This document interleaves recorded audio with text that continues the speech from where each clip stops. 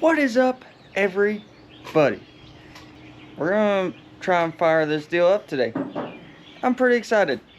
Weather sucks, birds are loud, just the way it is. We had a big storm come through last night. There's stuff missing from the wind, so that's good. It's fine. We'll figure it out later. I got a bunch of stuff here. I'll show you. Freshly charged battery. Not a new battery.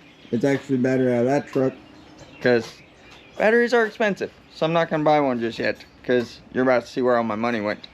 This is just, I just picked up some vacuum caps because it's always good to have. This is a inline spark tester deal.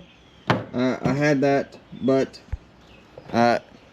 you know, points are always a little finicky, so we're gonna use that, kind of help us diagnose it if we have to. Here's some, I think you could almost call these NOS spark plug wires I bought off the interwebs. This box has been around a minute, maybe as long as I've been around. Apparently people don't use point style ignition very often anymore. That's fine. We got plugs, we got rotor, we got points, we got carb rebuild kit, we got a you know, what is that vice grip garage guy call these? I don't know, somebody tell me. Lone Wolf is what he calls them. I've never used one of these before, but it seemed beneficial, because in the past I've always had to sit in the car and try and start it, and I don't know what's going on under the hood. And we have the classic wrong size belt. Conveniently, this belt is the right size for that truck, so we'll just keep it as a spare. I did end up finding the right size.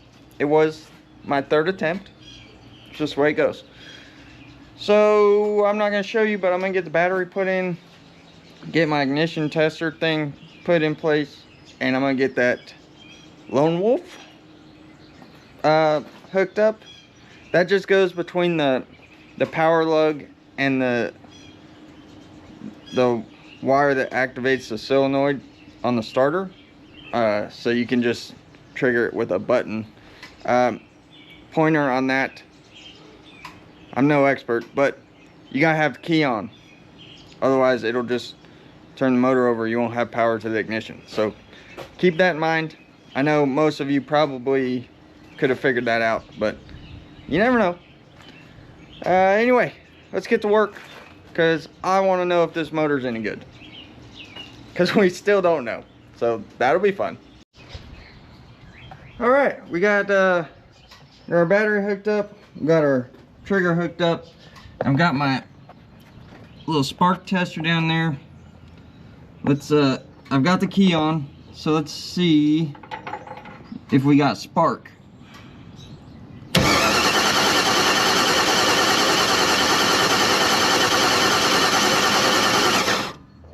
I don't know if you guys could see it, but there was a couple of flashes there. I don't know if it's intermittent or maybe it just was, I wasn't seeing it every time, but there was sparks in there, so that's a good sign. I got all that new stuff, but I'm gonna try and start it with what it's got, because, you know, maybe I can return some of it, save a little money. But now that we got that, let me pull that tester out. You guys can't tell, I'm a little excited. I really want this thing to run, so I'm gonna pull that tester out and put the plug back on and get a little gas ready to go down the mouth of this thing and see what we do. If you're not, I guess I'll show this. If you're not familiar, these little testers, pretty convenient, and they literally just, this thing goes in your plug wire, that end goes on your spark plug, and it'll tell you pretty quick if you got any signs of ignition on your hot rod. So got that. I need to find some sort of container to put gasoline in, and I cleaned my workbench, so now I don't have any stuff laying around. Let's see. I meant to buy a bottle, and I forgot to order it. I was gonna get one of the, the convenient ones with the little straw on it and what have you, where you could just squirt the gasoline in there, but I dropped the ball. So what do I got here? That's got a hole in it. That ain't gonna work. Hang on. What is this? High heat primer. That'll work.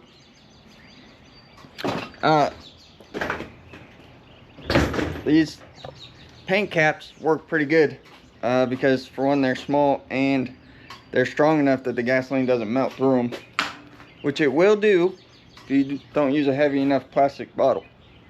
Ask me how I know. I'm gonna get some gas put in that. I'll be right back. I can't do it with one hand. Hi. Okay, I'm back. We got a little gasoline. I did put 5 gallons. Oh, spilled all over. That's fine. I did put 5 gallons in the tank. That's a fire hazard. Okay. Pro tip. I just created a fire hazard. Obviously, put your container of gasoline a fair distance away from that, because if this thing backfires through the intake or something, you don't want to be holding the gasoline. You want your fingers. You don't want to hold the flammable object when you could be about to create a fire. Keep it in mind. But let's see what happens here.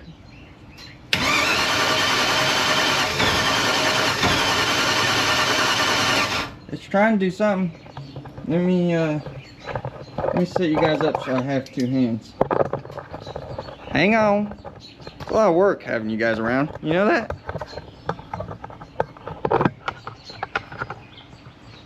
Hopefully you stay.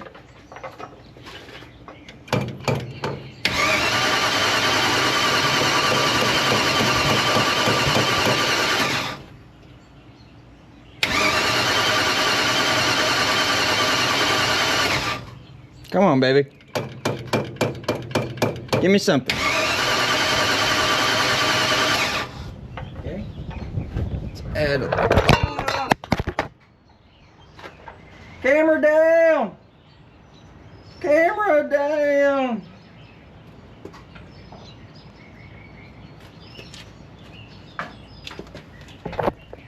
Are you guys okay? That was a rough one. Hope my camera's okay. Whew, expensive equipment to be thrown around. I added some gas.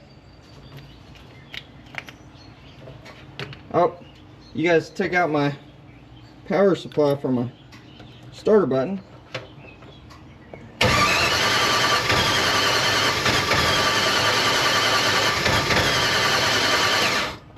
We're trying. Let's see. You guys can't see, but we got fuel in the fuel filter down there, so that means our pump's working. I don't have a good spot for you guys, so I'm gonna have to get a little creative here.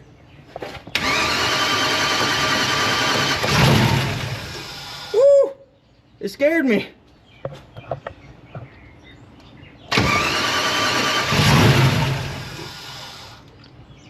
Okay.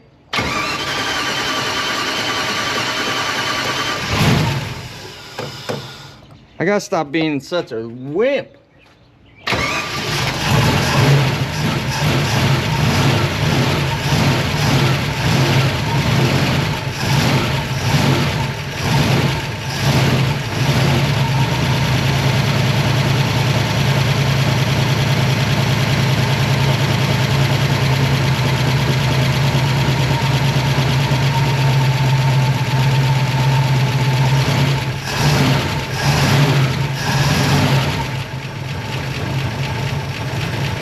no way it's gonna idle. No way.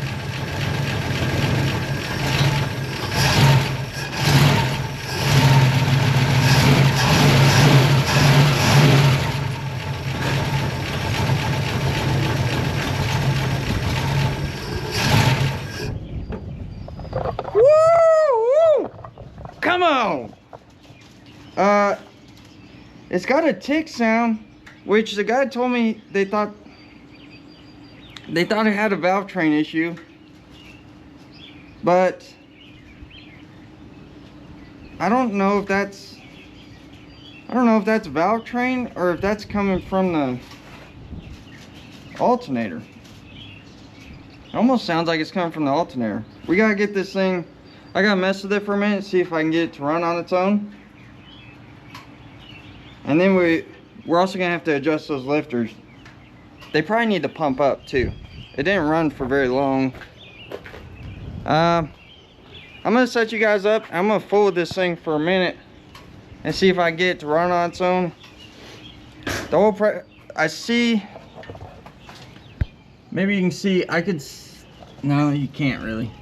I could see oil moving through the line for the oil pressure gauge. So that tells me it had oil pressure. I don't know how much. I need to, like I said, I need to mess with it and get it to stay running on its own so I can really check some stuff. But we got fire in the pipes, baby. Come on. Man, I can't believe it happened that fast. I was really expecting to have to fight the ignition and stuff. I'm blown away right now. Anyway, I'm gonna set you guys up and fool this thing for a minute, and I'll let you know how it's going. So far, it's going freaking great. Come on.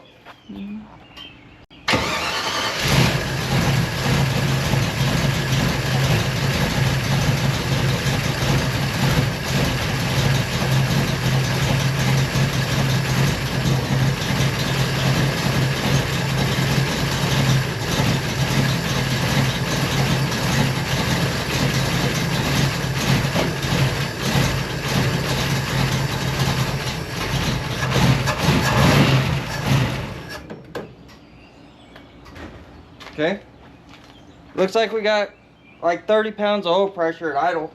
Well, it's idled up a little bit. I had the choke on, it fired up, so.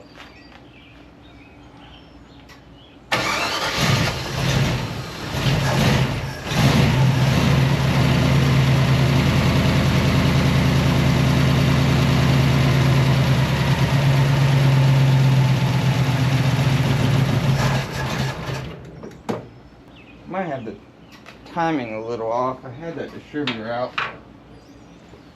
I don't know if I'll even be able to see a timing mark, but we'll try it. There's no way this isn't going to get caught in the fan, so that's fine.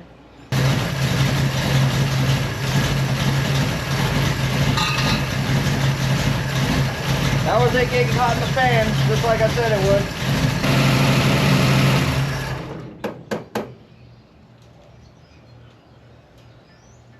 Almost like it's running out of fuel, which is interesting. I wonder if we built any heat in it yet. A little bit.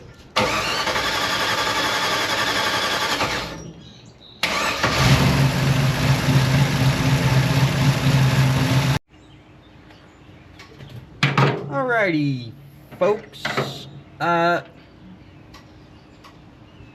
Unfortunately, it seems like we've got I don't know. It doesn't seem like we have an accelerator pump. That's gonna make a mess. That's fine. So I'm just gonna go ahead and pull the top of the carburetor off. I don't want to pull it off the motor if I don't have to. So we're gonna try doing it this way. See what happens.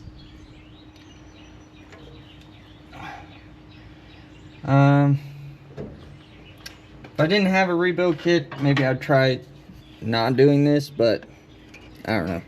Just seems like we might as well look in there and see what's going on.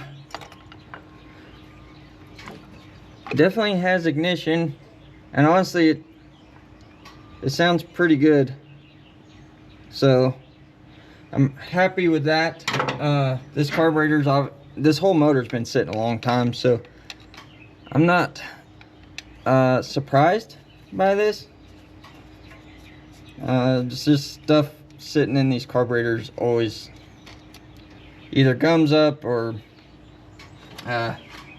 just dries out mostly, so no big deal. Just have us a little look-see. I'm hoping we can just take this, I've never taken one of these carburetors apart, so I'm hoping we can just take this top hat off. Top hat, I don't know why that's the term I chose, but it is, so that's what we're gonna go with. I believe I gotta take this off because of the choke. The positives at this point are, it definitely seems like this motor is gonna be fine. I don't see any reason, I don't see any cause for concern. It sounds healthy, so I'm pretty content right now. And if I can get this carburetor to work, I'll be even more content. I could buy, I don't know, maybe it's worth spending the money on a rebuilt one, but honestly at some point maybe we'll hop this thing up and put a 4-barrel on it, and then it would make spending a bunch of money on this carburetor kind of pointless. But just a bunch of Phillips screws. Hopefully we can see something that tells us something, and then we can replace that something and get this thing running. That would be cool. Carburetors are kind of intimidating for a lot of people, myself included, because there's just a lot of stuff you gotta pay attention to, but we'll try not to screw this up too bad. Okay, there's a fair amount of dirt in here. Let's take this over to the bench and see what we can figure out. Break time's over. I'm an idiot, and I bought a rebuild kit, and I didn't buy any brake clean parts cleaner, whatever you want to call it, which is kind of a necessity in this situation. That's my bad. But let me show you what I've got going on here. Oh, need light. Basically, you can see there's some garbage down in there. I've kind of scraped at some of it. I've got the jets out. It doesn't look horrible. Let me show you this. You can definitely see some buildup on the bottom of whatever those things do. So, I don't know. It doesn't look horrible. I'm just gonna spend a minute and brake clean all those orifices.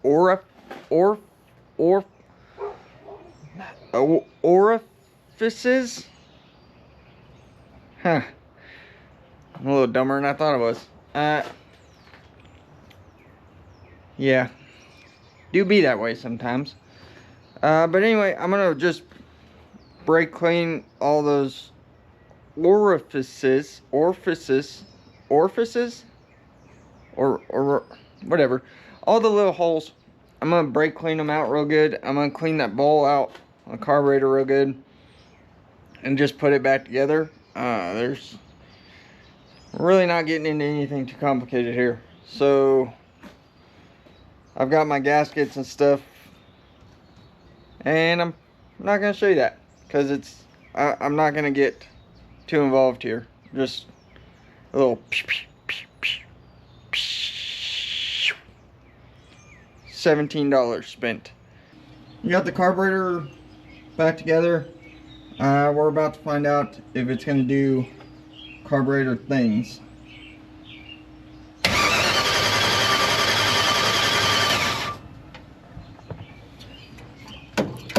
Maybe.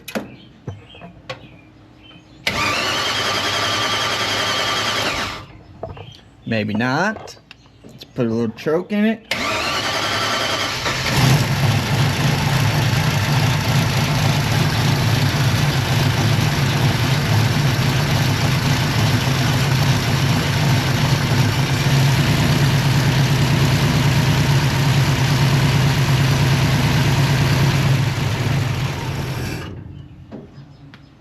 Okay, that was something.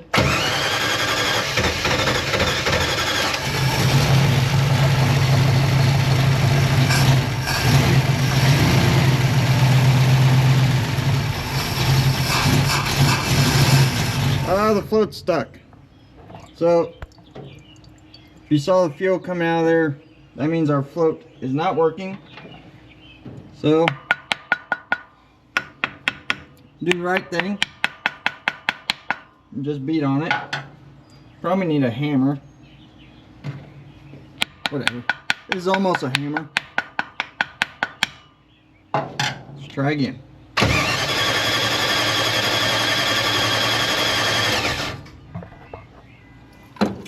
Come on.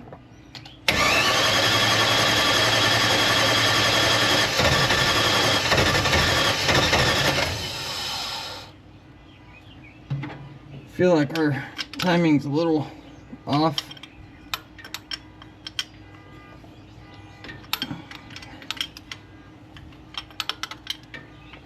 We'll get there sooner or later.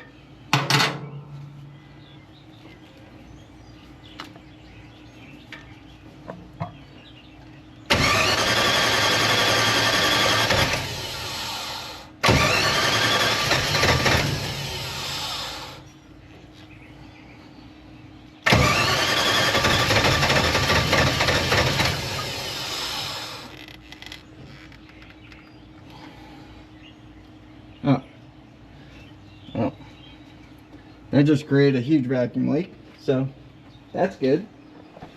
For now, I think we'll just see if we can cap that off, and we'll worry about the vacuum advance situation at a different time, because they have this hardline on here, which is great, but it doesn't give you a lot of adjustment.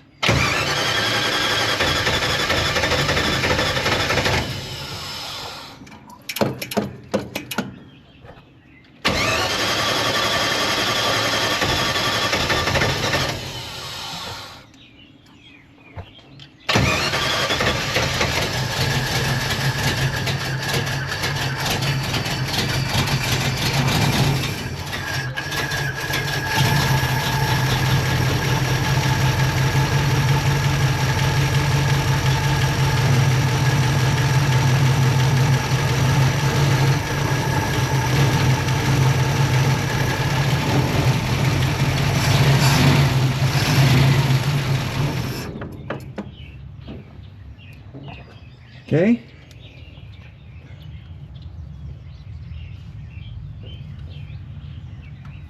That's something. I'm gonna do some tinkering and see if I can't get this thing figured out. I definitely can tell you this right here is a problem, and obviously it needs some adjustment. So I'm gonna work on that, and then I'll check in with you in a little bit. doing my happy dance. Woo! She's still needs some work. I definitely need to do the tune-up on it, get new plugs and stuff in it. But it's idling. Not idling perfect, but it's idling. And let's see. I went ahead and jacked the rear wheels up off the ground because I want to try and put it in gear and see if the clutch works. But before we do that, that is 30 pounds of oil pressure idling. It seems to be holding temperature pretty good, given it doesn't have a fan shroud or nothing on it. Luckily it's pretty cool out today, so that's good. Let's see.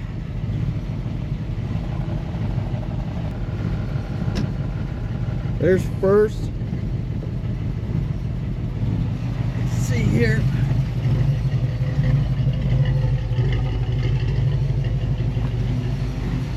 Oh yeah.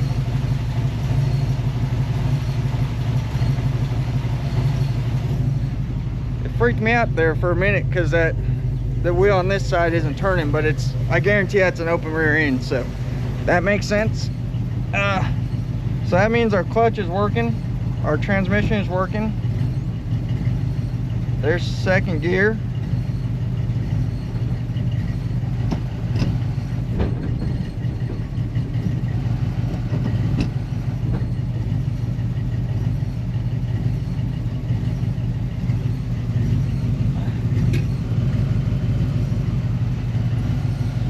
Wonder if it'll go in reverse.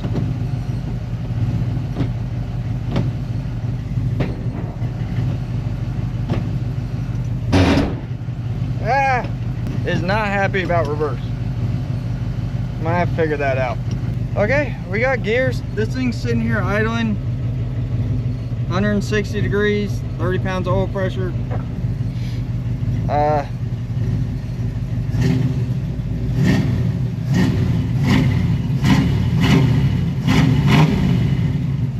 I ain't gonna lie to you guys, this thing sounds pretty crispy for a junk 283 that was put out to pasture years ago. So I'm just gonna keep tinkering on it, and then maybe we'll see what else we can get into today. So far, this is a damn good day. Not gonna lie to you guys, took a little celebratory lunch break, and I'm pretty happy with how this thing's running. It's still got some bugs to work out. I think I'm gonna go ahead and put plugs and wires and stuff on it. But it was bugging me. Ugh. What's on my face? Something tastes very bad that I wiped on my mouth. That's unfortunate. But keep licking it, stupid. Anyway, it's really bugging me that I couldn't get it to go in reverse. So I figured I'd dive into that problem. This is the shift arm. Let me see. You guys, I don't know. What? Can you? Well, this is the outside of it where the bolt goes. And this side, I don't know, maybe. You can see it's pretty torn up from years of service, I'm guessing, here on this edge and on this edge. And I'm hoping that that's my issue.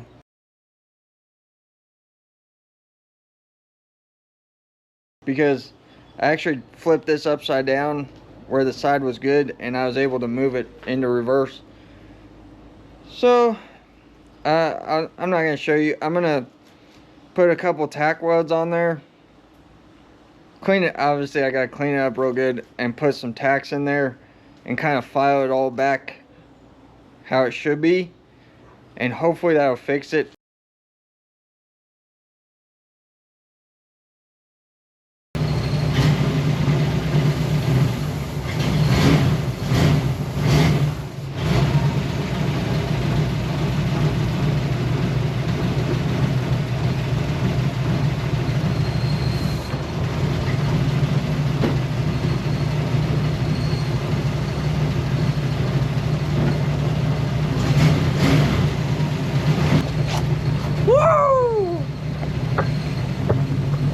Man, listen to that thing chirp. I don't know what's chirping. I don't know. It's either the water pump or the alternator, I think. But we got forward and reverse. I was able to fix the reverse deal.